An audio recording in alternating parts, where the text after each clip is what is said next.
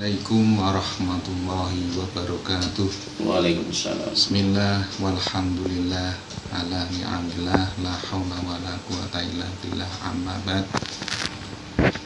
Pemirsa yang ada di rumah yang dirahmati oleh Allah, alhamdulillah pada tahun ini kita masih diberikan nikmat oleh Allah sehingga kita bisa berjumpa dalam kegiatan pesantren Ramadan.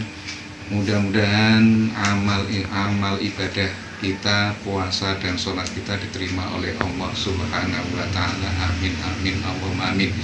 Pemirsa yang ada di rumah yang dirahmati oleh Allah, pada kesempatan kali ini saya akan meminta bantuan kepada Al Ustadz Maftuhin MZ untuk bisa memberikan tausiah kepada pemirsa yang ada di rumah yang ada kaitannya dengan masalah sifat sabar.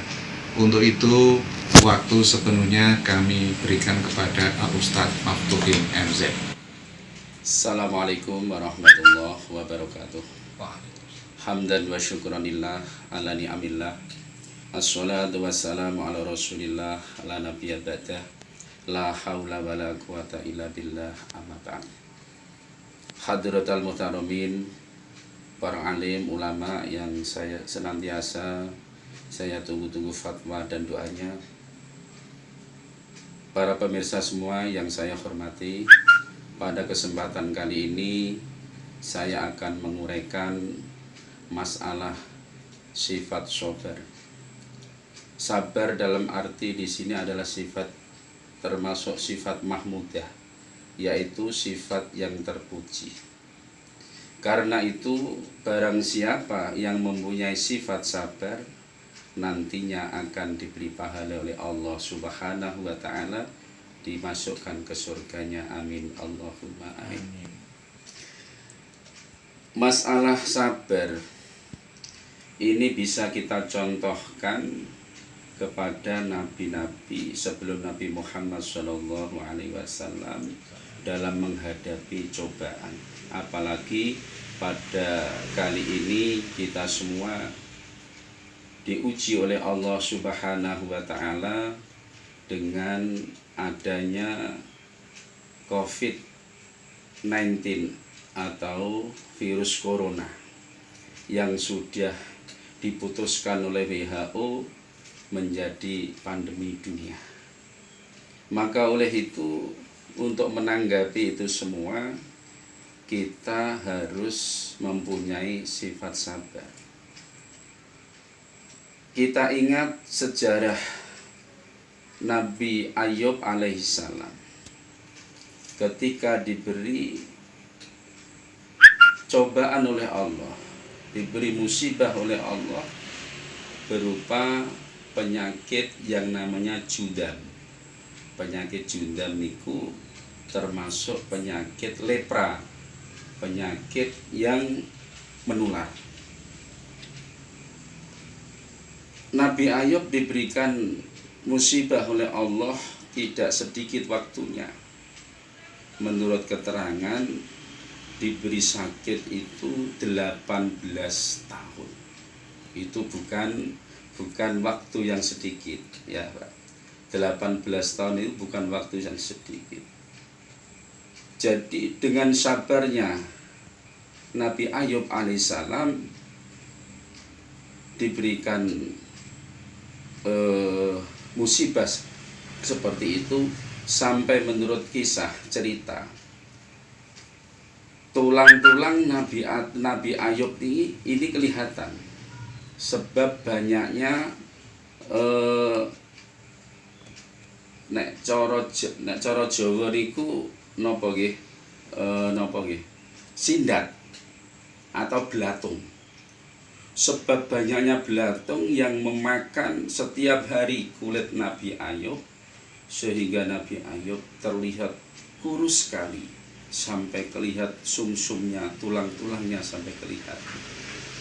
Orang-orang dekatnya seperti anak-anaknya hilang semua.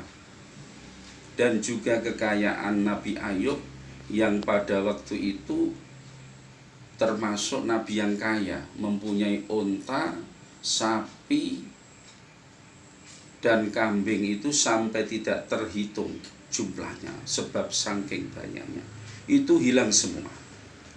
Dan ketika itu Nabi Ayub dijauhi oleh orang-orang terdekatnya, dari istri-istrinya, dari anaknya, dari teman-teman dekatnya, tidak mau ketemu dengan Nabi Ayub sebab saking jijiknya, sebab saking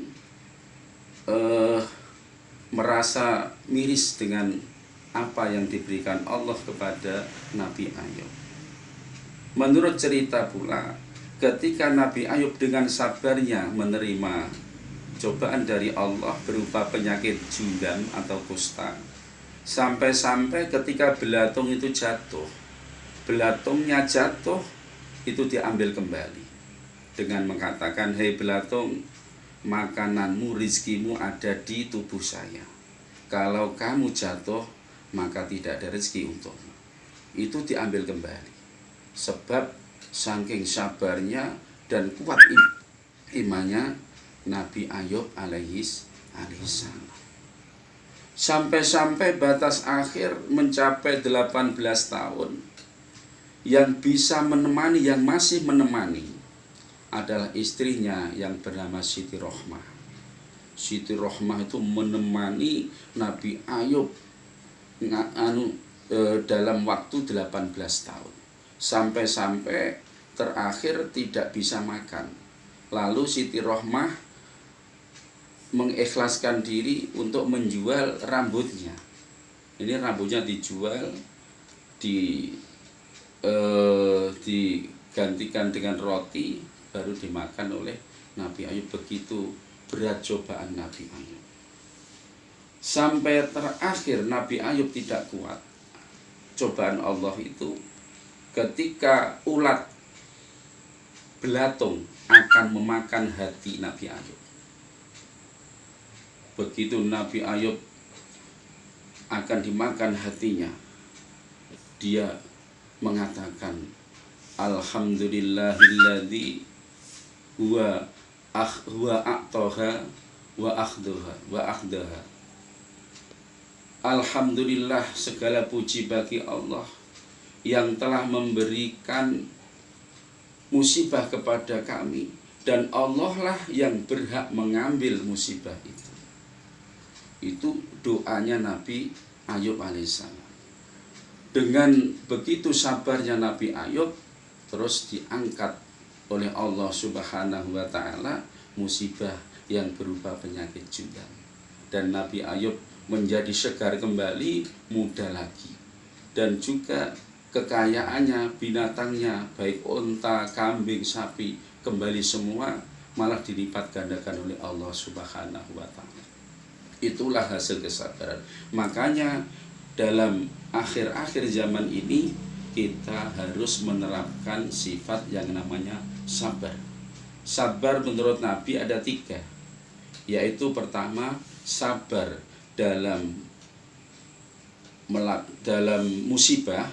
Yang kedua, sabar melaksanakan ketaatan kepada Allah. Yang ketiga, sabar dalam meninggalkan maksiat. Para bapak, para ibu yang saya hormati, pada kesempatan akhir ini kita diuji oleh Allah. Diuji oleh Allah adanya virus corona.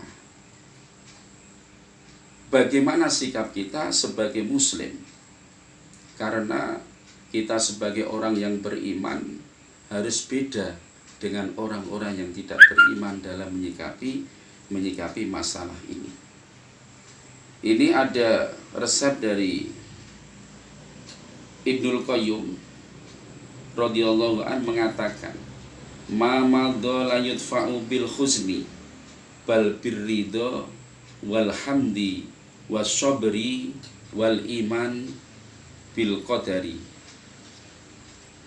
Sesuatu musibah yang telah terjadi itu tidak bisa dihilangkan dengan kesusahan. Setelah mendapat musibah terus sedih, terus susah, terus itu tidak bisa menghilangkan musibah. Akan tetapi yang bisa menghilangkan musibah, pertama harus mempunyai sifat ridho. Ridho dalam arti kita menerima apa yang diberikan Allah kepada kita berupa musibah. Niki dalam arti ridho. Kita marem apa yang diberikan Allah kepada kita. Sebab ketika kita diuji oleh Allah, entah itu ujian yang baik atau ujian yang buruk, karena semua kehidupan ini adalah ujian.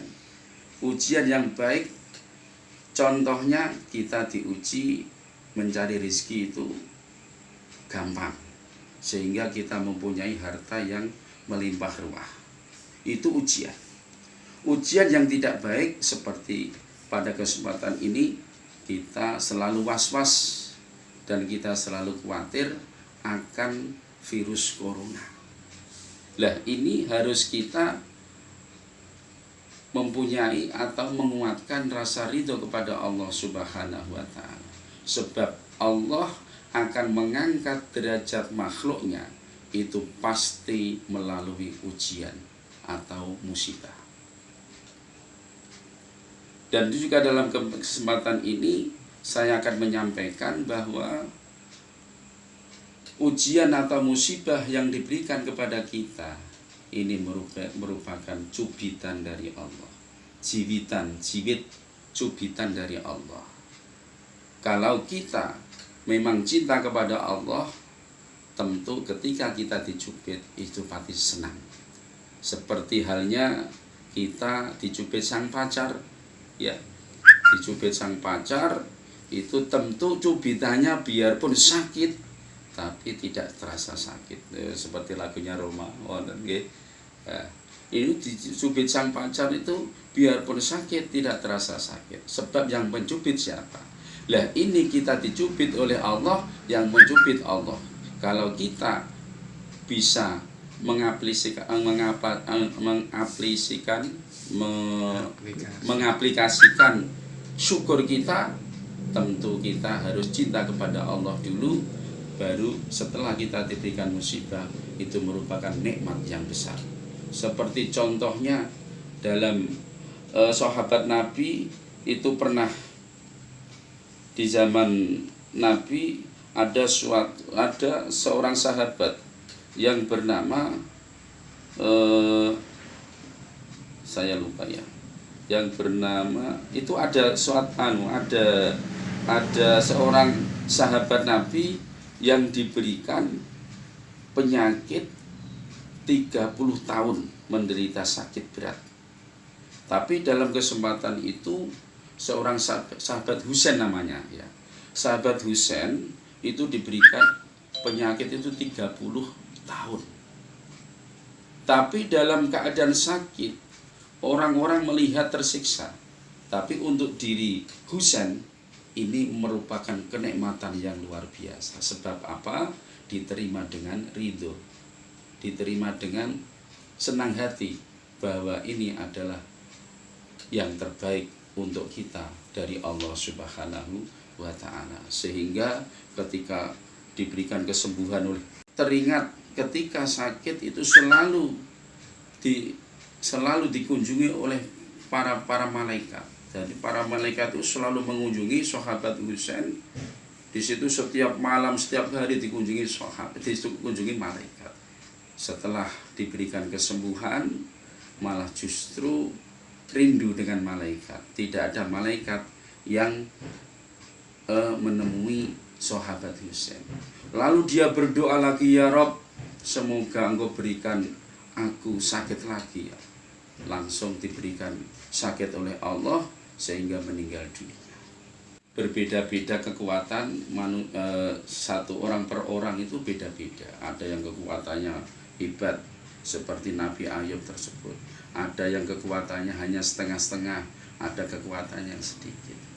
Akan tetapi kesabaran itu tentu bisa melahirkan suatu kenikmatan yang luar biasa ketika kita diberikan cobaan oleh Allah Subhanahu wa ta'ala. Inilah hebatnya sifat sabar. Suatu ketika Nabi diejek oleh apa ya,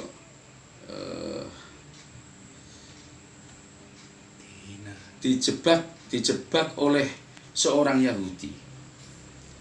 Dijebak oleh seorang Yahudi. Yahudi itu mengaku dirinya adalah seorang Muslim, dan seorang Yahudi itu memberikan cerita kepada Nabi bahwa di suatu kabilah ada paceklik, yaitu kelaparan dan kekeringan, sehingga para penduduknya itu 1 hari 3 hari tidak makan dan tidak minum, sampai lidahnya dan juga bibirnya itu sampai pecah-pecah.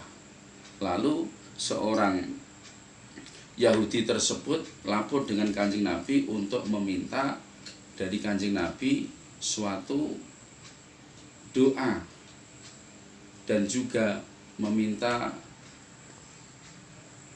dana, untuk penggalangan dana untuk menyelesaikan masalah musibah kekeringan tadi, kepailitan tadi. Sehingga Nabi pas waktu itu tidak punya apa-apa, dia hanya berikrar, akan saya beri ini, tunggu 2 hari 3 hari lagi. Ketika sampai batas waktunya, seorang Yahudi kembali lagi nagih Kanjeng Nabi. Demikian itu orang Yahudi itu, Nabi memerintahkan kepada sahabat Abu Bakar. Yahudi kembali lagi mengakui bahwa kesabaran Nabi adalah luar biasa, sehingga seorang Yahudi itu mengikrarkan diri dari kaum kafir. Ketika Kanjeng Nabi marah, lalu turunlah malaikat Jibril membawa suatu ayat yang dikatakan di situ, dikatakan bahwa kalau kamu akan membalas harus timbal.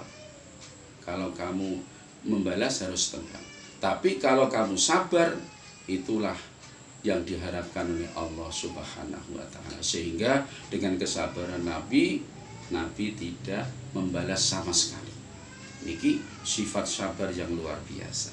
Lah kita sebagai umatnya harus kita paling enggak itu sedikit demi sedikit melatih kesabaran itu, apalagi dalam menjalankan puasa Ramadan yang akan datang.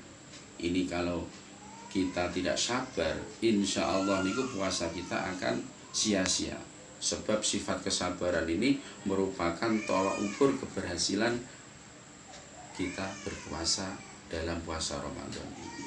Lah pentingnya sifat sabar di sini harus kita terapkan baik dalam kehidupan sehari-hari kita. Jadi saya mohon kepada para pemirsa semua, harus kita terapkan sifat kesabaran ini. Sabar dalam arti menghadapi ujian atau cobaan, sabar dalam arti melaksanakan ketaatan kepada Allah beribadah, sabar dalam arti meninggalkan maksiat.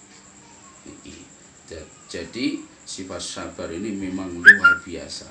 Sudah dibuktikan para aulia-aulia kita, dibuktikan para nabi, para sahabat, dan para nabi-nabi sebelum Nabi Muhammad. Yang bisa mengangkat derajat para nabi adalah kesabaran. Makanya dalam rangkaian nabi ini ada 25 yang wajib kita ketahui. Ada 5 nabi yang mencapai ulul azmi. Itu sebab diuji kesabarannya oleh Allah Subhanahu wa Ta'ala. Itu lulus kesabaran.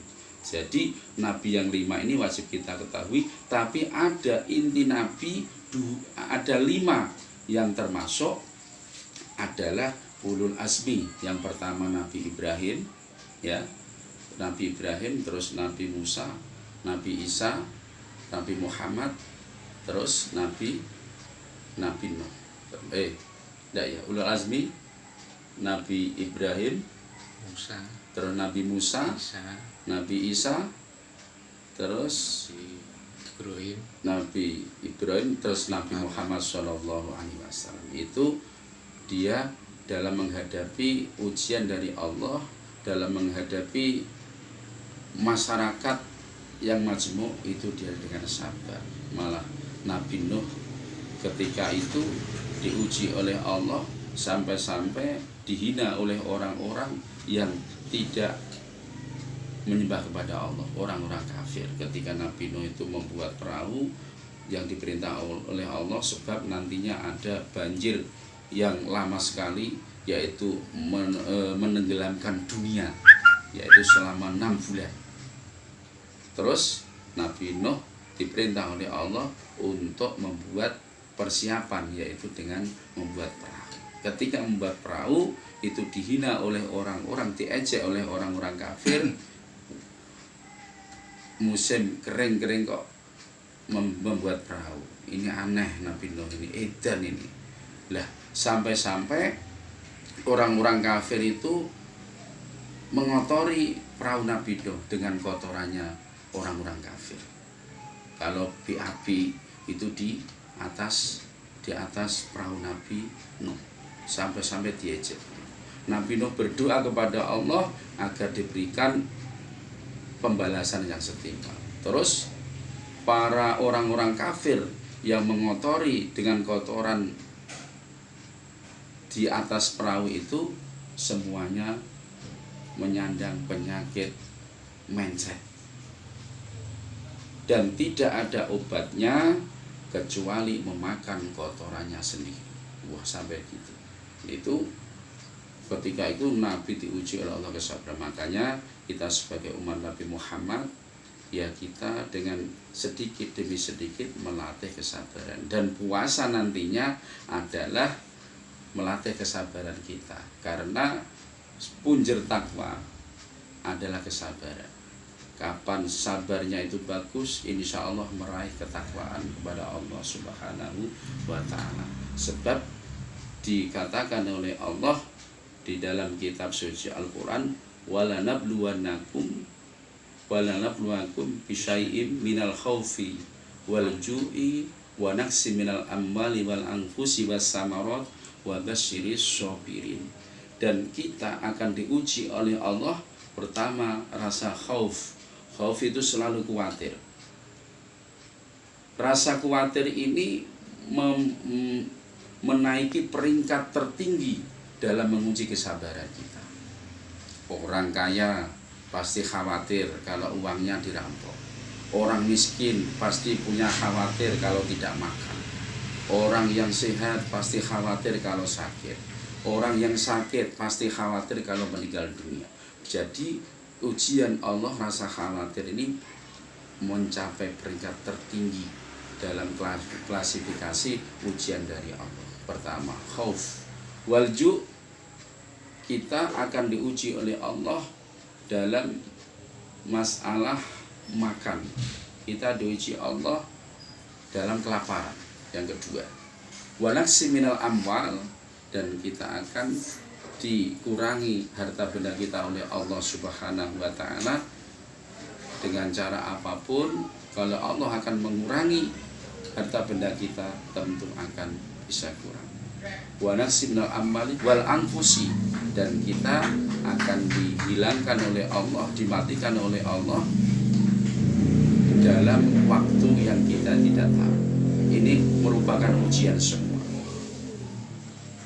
Wa basyiris sabirin, dan berilah kabar gembira kepada orang-orang yang sabar. Nah, ini orang yang sabar ini mencapai peringkat tertinggi dalam akhlak mahmudah. Karena sifat kesabaran ini bisa meraih keemasan baik di dunia maupun di akhirat. Inilah yang bisa saya sampaikan, biarpun sedikit bisa membawa manfaat kepada kita semua. Dan saya akhiri, wallahul muwaffiq ila aqwamit thoriq wa lakum minkum. Wassalamualaikum warahmatullahi wabarakatuh. Terima kasih Pak Yai atas tausiah yang telah diberikan kepada pemirsa yang ada di rumah. Karena waktu jualah yang membatasi kita, maka bisa kita lanjut pada waktu dan kesempatan yang sama. Sekian, billahi taufiq wal hidayah. Assalamualaikum warahmatullahi wabarakatuh.